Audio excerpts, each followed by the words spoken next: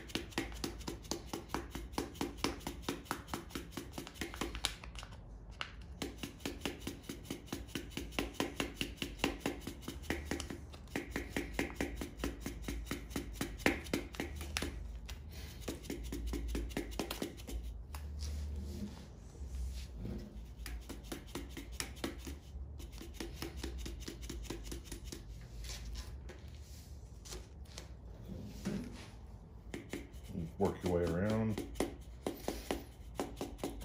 Essentially that sharp edge, like on this, that block, just acting like a trace, or I'm sorry, a stencil.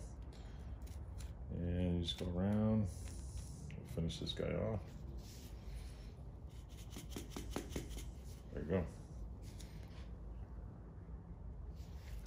Beats a lot of time with the razor blade, X-Acto knife, tracing, cutting.